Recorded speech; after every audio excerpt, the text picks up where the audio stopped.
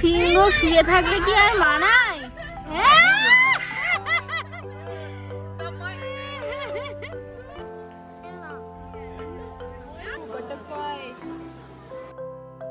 Hey everyone, welcome back to our channel with another new vlog. তো আমি তোমাদের কথা দিয়েছিলাম যে আমার এই চ্যানেলে প্রতিদিন ব্লগ আসতে চলেছে। সেই কথা রাখতে আজকে আর একটা নতুন ব্লগ নিয়ে চলে এসেছি। তো আজকে এখন আমরা রেডি হয়ে বেরিয়ে পড়েছি একটা সুন্দর জায়গায় যাব বলে। তোমরা ব্লগটা কন্টিনিউ করো, তোমাদের অবশ্যই ভালো লাগবে। এখন বাজে 1টা মতো। তো এখন আমরা বেরোলাম আমাদের রুম থেকে। এখন যাব বাস স্ট্যান্ডে বাস ধরার জন্য। বাসে করে একটা সুন্দর জায়গায় যাব, সেটাই তোমাদের দেখাবো, তোমাদের সঙ্গে আজকে শেয়ার করবো। চলো কন্টিনিউ কর পুরো ব্লগটা। দেখো, এটা হচ্ছে আমাদের রুমের সামনের রাস্তা। এটা একটা বড় ব্যাপার হলো কি, ব্যাঙ্গালোরের ট্রাফিক জ্যাম বিশাল হয়। তো এখন আমরা বাস স্ট্যান্ডে চলে এসেছি, যে আমাদের বাসও চলে এসেছে এবং আমরা বাসে উঠেও পড়েছি। তো বেশ আধ ঘন্টা 40 মিনিট মতো লেগেছে আমাদের যেতে। এই যে ব্যানারঘাটা ন্যাশনাল পার্ক, বায়োলজিক্যাল পার্ক। তো গাইস, বাস থেকে নেমে 1.5 কিলোমিটার মতো হাঁটতে হবে। আর তোমরা এখান থেকে অটোও করতে পারো। আমরা যেহেতু দুজন আছি তাই আমরা হেঁটেই যাচ্ছি 1.5 কিলোমিটার মতো। গাইস, এই পার্কটার কিন্তু অনেক কটা নাম আছে। কেউ কেউ ব্যানারঘাটা ন্যাশনাল পার্কও বলে, কেউ কেউ ব্যানারঘাটা বায়োলজিক্যাল পার্ক বলে, আবার কেউ কেউ ব্যানারঘাটা সাগরীও বলে। তো এই যে এটা হচ্ছে গেট। তো আর হয়তো 1-2 মিনিট লাগবে যেতে। তো আমরা পৌঁছে গেছি। গাইস, বাসের লাস্ট স্টপই এটা। আমরা ভুল করে নেমে গেছিলাম ওখানে। তো লাস্ট অব্দি বাস এইখানে এসেই দাঁড়াবে, অসুবিধা নেই।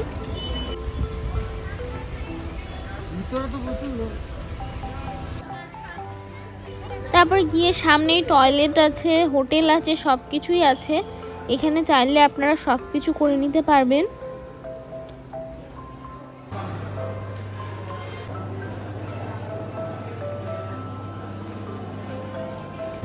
তো এখানে পপকর্ন পাওয়া যাচ্ছে, এখান থেকে পপকর্ন নিতে বললাম কিছুটা। এর ভেতরে লাঞ্চের ব্যবস্থাও আছে এবং অনেক কিছু পাওয়া যায় এবং ওয়াশরুমও আছে, চাইলে সেগুলো সব করে নিতে পারেন। তো এবার আমরা যাচ্ছি, টিকিট কাটতে হবে। তারপরে দেখি কেমন কি লাইন আছে, কারণ এখানে প্রচন্ড ভিড়। এত ভিড় হবে ভাবতে পারিনি। আর বিশাল বড় টিকিটের লাইন পড়েছে। তো আমি এখন লাইনে দাঁড়িয়ে পড়েছি টিকিট কাটার জন্য। সব হচ্ছে এখন ডিজিটালের যুগ। এখন হচ্ছে একা একাই টিকিট কাটতে হবে। সব অপশন দেওয়া আছে, এখানে সিলেক্ট করে নিজের মতো কি কি লাগবে না লাগবে সেইভাবে টিকিট কাটতে হবে। এই যে আমার বর এখন কাটছে। এটা হচ্ছে বাটারফ্লাই পয়েন্ট, সাফারি আর জু। তো সব কিছু মিলিয়ে টোটাল 800 টাকা লেগেছিল। আর একটা ব্যাপার হলো, এখানে কিন্তু ক্যাশের ব্যবস্থা নেই, গুগল পে বা ফোনপে দিয়ে পেমেন্ট করতে হবে। আর সেকেন্ড দেওয়া আছে, অত সেকেন্ডের মধ্যেই করতে হবে। আর নিচে টিকিট বেরোবে, টিকিটটা কালেক্ট করে নিতে হবে।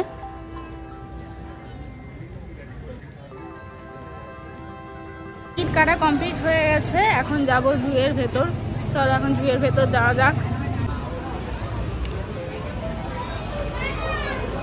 এটা হচ্ছে সাফারি এন্ট্রি, ওকে। এটা হচ্ছে জু এন্ট্রি। আমাদের সব কিছুই টিকিট কাটা আছে। আগে সাফারিতে যাব আমরা। Christmas tree.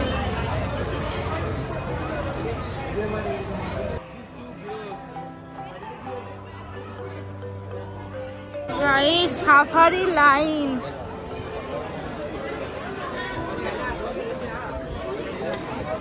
এত ভিড়, বাপরে। তো লাইনে দাঁড়িয়ে নিয়ে আমি যেহেতু খাবার করে এসেছিলাম, তো আমি খেয়ে নিয়েছি। তারপর ওই যে আমার বর খাচ্ছে। তো এই যে দেখো, এই যে জেব্রাগুলো দাঁড়িয়ে আছে। আমি প্রথমে ভাবছিলাম এটা হয়তো পুতুল বা মূর্তি করা আছে এরকম। তারপরে দেখছি না, লেজ নাড়াচ্ছে। তারপরে ভাবলাম না, অরিজিনাল তাহলে। আমি এত ব্যস্ত মানুষ যে নেল পালিশ পরার টাইম পাইনি, তাই এসে লাইনে দাঁড়িয়ে নেল পালিশ করলাম। তারপরে এতক্ষণ লাইনে দাঁড়ার পর ভেতরে এন্ট্রি দিল, তারপরে এক জায়গায় বসিয়ে রেখেছে। এরা লাইন শেষ হবে না, একটা লাইন শেষ হচ্ছে আর একটা লাইন শুরু হচ্ছে। দুটোর সময় লাইনে দাঁড়িয়েছি, এখন প্রায় 4:30 বাজে।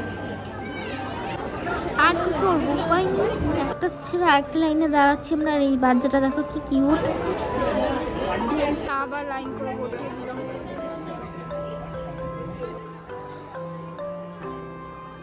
আর একটা ব্যাপার দেখো, যারা এসি বাসের টিকিট কেটেছে তাদের এই টালির ছাউনিতে বসিয়েছে, আর যারা নর্মাল টিকিট কেটেছে তাদের কর্কেটের ছাউনিতে বসিয়েছে। তো এইমাত্র আমরা সাফারির জন্য গাড়িতে উঠলাম, তো এইমাত্র গাড়ি ছাড়লো। চলো এখন এনজয় করা যাক।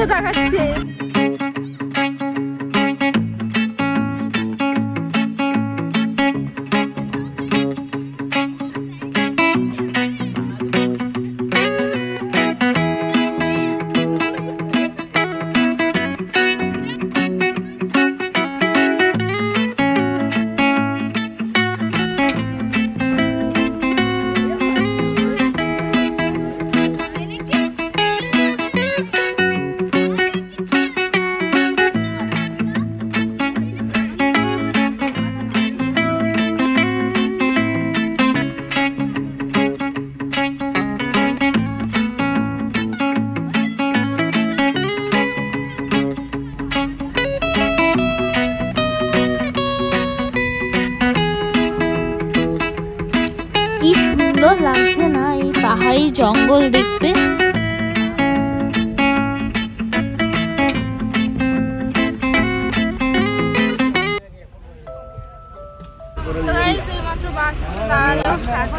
সবাই নামছে, চলো এবার নামবো। নেমে আমাদের আর একটা পয়েন্ট আছে বাটারফ্লাই পয়েন্ট, সেখানে যাবো। তো গাইস এখন আমরা যাচ্ছি বাটারফ্লাই পয়েন্টে, অ্যাকচুয়ালি বাটারফ্লাই পার্ক। চলো যাওয়া যাক। তারপর টিকিট দেখিয়ে এখানে এন্ট্রি দিল। আর যদি কেউ ওখানে টিকিট কাটতে ভুলে গিয়ে থাকেন তাহলে এখানে টিকিট কাটারও ব্যবস্থা আছে। আর এখানে গাছপালাগুলো দেখো কি সুন্দর লাগছে দেখতে। তো এখন আমরা যাচ্ছি, চলো। আর এখানে আমি একটু আমার ভিডিও নিয়ে নিলাম, বেশ সুন্দর লাগছিল রাস্তাটা দেখতে। তো দেখো প্রথমেই ওই যে প্রজাপতি করা আছে, খুব সুন্দর। আর ভেতরে ঢুকতেই ভেতরটা প্রথমে খুব সুন্দরই লাগছিল দেখতে।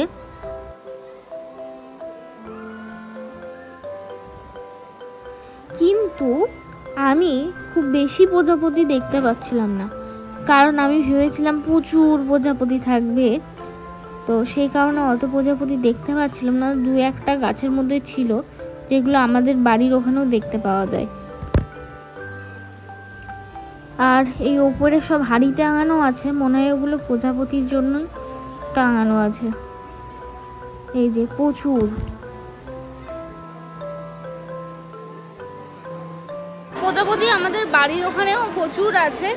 শুধু এই প্রজাপতি দেখার জন্য 50 টাকা করে টিকিট কেটে আসা। এই ডেকোরেশনটা একটু ভালো যা।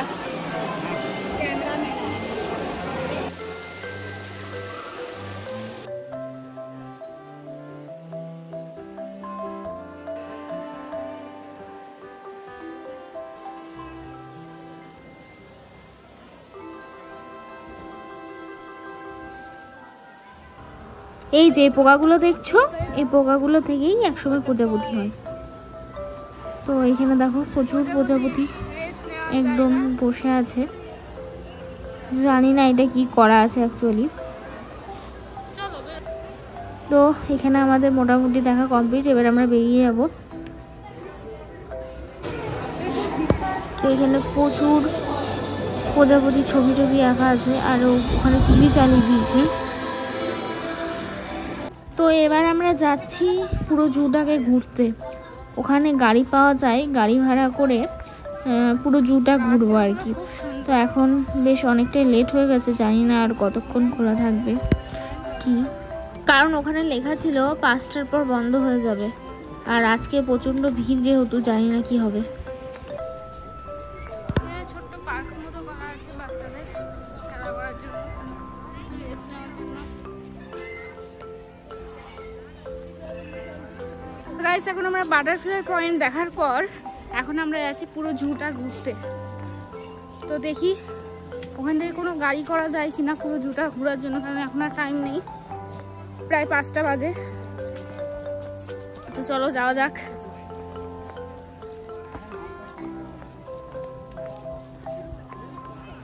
যাক, ওয়েদারটা ভালো যে কারণে ঘুরতে পারলাম এত রোদের মধ্যেও।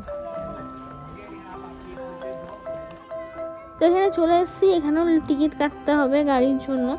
আর এখানে সবাইকে যাদের কাছে মাস্ক আছে পরতে বলছিল, তো আমাদের কাছে ছিল যেহেতু, তাই আমরা পরে নিয়েছি। তো এই যে এটা হচ্ছে জু ঘোরার যে গাড়ি, তার লাইন।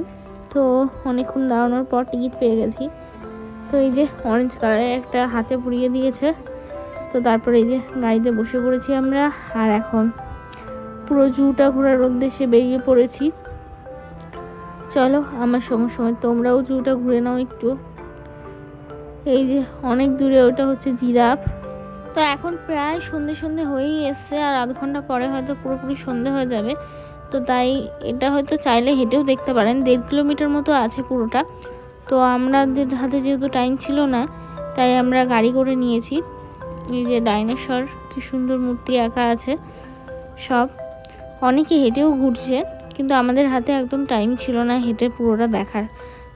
আর হেঁটে দেখতে গেলে হয়তো পুরোটা শেষও করতে পারতাম না। তো প্রথমেই চলে এলাম টাইগারের কাছে।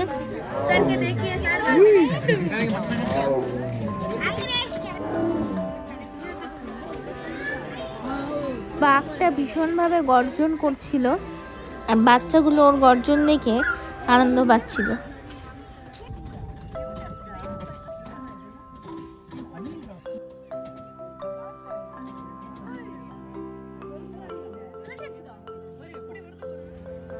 এটা হচ্ছে অস্ট্রিচ, যেটাকে আমরা বলি উট পাখি।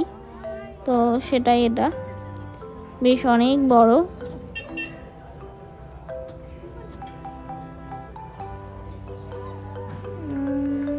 তারপরে এখানে হচ্ছে শেয়াল থাকে সম্ভবত।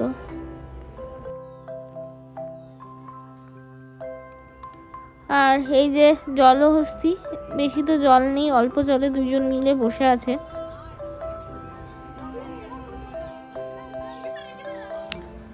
আর ও বাবা, এই যে ভেতরে অনেকগুলো আছে, যেগুলো ঘাস খাচ্ছে মনে হয়।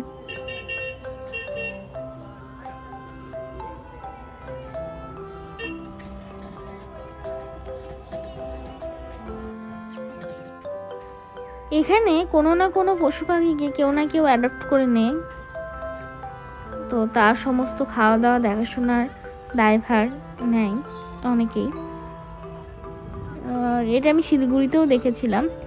তো চলো, আমাদের মোটামুটি জু ঘোরা কমপ্লিট। আর এটা হচ্ছে এই যে সব পাখি সমস্ত, দেখো কত ধরনের পাখি।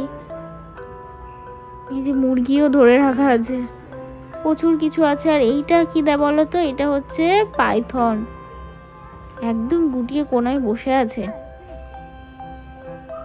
আর এইখানে সব কচ্ছপ, প্রচুর কচ্ছপ আছে এখানে।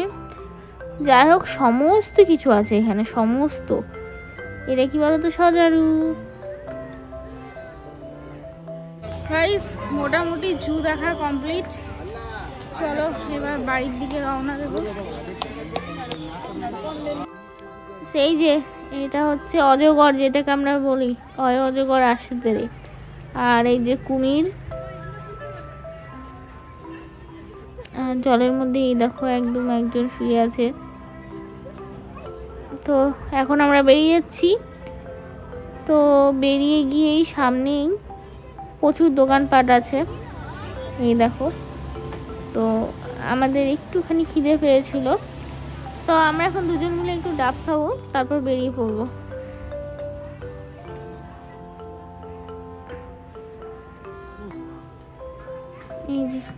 এই ডাবের এই শ্বাস খেতে কে কে ভালোবাসো কমেন্ট করে বলো। আমার তো ভীষণই ভালো লাগে, আমার থেকে আমার বরের আরও বেশি ফেভারিট। তো তারপরে এই যে বাস স্ট্যান্ডে এসে একেবারে বাসে উঠে পড়েছি, জায়গা পাইনি, দাঁড়িয়ে দাঁড়িয়ে এসেছি। তো আর এনার্জি নেই একদম শরীরে। তো গাইস এইমাত্র বাড়ি ঢুকলাম, এখন ওই দেখো ঘড়িতে 8:45 মতো বাজে। আজকে প্রচুর জার্নি হয়ে গেছে, হাঁটাহাঁটি হয়ে গেছে। তো ভিডিওটা এখানেই শেষ করছি। তোমাদের যদি ভিডিওটা ভালো লেগে থাকে অবশ্যই like, comment, share and subscribe করতে যেন ভুলো না। তো দেখা হচ্ছে নেক্সট ব্লগে। ততক্ষণের জন্য সবাই ভালো থেকো, সুস্থ থেকো, টাটা।